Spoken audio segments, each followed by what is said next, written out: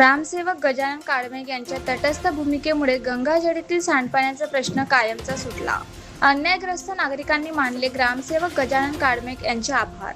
मागील 5 वर्षापासून धामणगाव रेल्वे तालुक्यातील गंगाजळी गावात काही बौद्ध समाजातील नागरिकांचे सांडपाणी हे रस्त्यावर येत असल्याने त्यावर उपाय म्हणून तत्कालीन गट विकास अधिकारी माया वानखडे यांनी प्रत्यक्ष भेट देऊन पाणी उतार भागाने काढण्यासाठी सांगितले होते.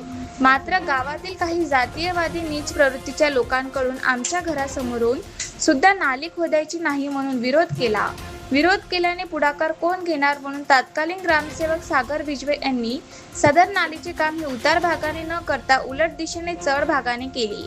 त्यासाठी 2 लाख रुपये खर्च करण्यात आला.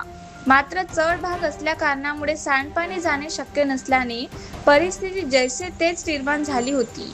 सातत्याने होत असलेल्या त्रासामुळे अन्यायग्रस्त नागरिकांनी पंचायत समिती कार्यालयात आंदोलन केले असताना त्यावर पुन्हा उतार भागाने नाली काढण्यासाठी ग्रामविकास अधिकारी यांना सांगण्यात आले.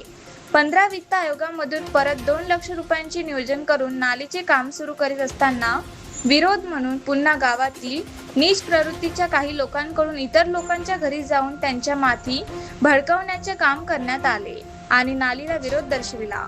मात्र ग्रामपंचायत जळगाव आर्वी येथील ग्रामसेवक गजानन काळमेघ यांनी तटस्थ भूमिका घेत विरोध करणाऱ्याला आपल्या भाषेत तसदी देत सदर नालीचे काम हे शासकीय जागेमध्ये होत असताना नियमानुसार सुरू आहे, त्यामुळे कामात अडथळा निर्माण केल्यास त्याच्या विरुद्ध पोलीस तक्रार करण्यात येईल म्हणून ठणकावून सांगितले. ग्रामसेवक गजानन काळमेघ यांनी घेतलेल्या तटस्थ भूमिकेमुळे त्या नालीचे बांधकाम पूर्ण झाले.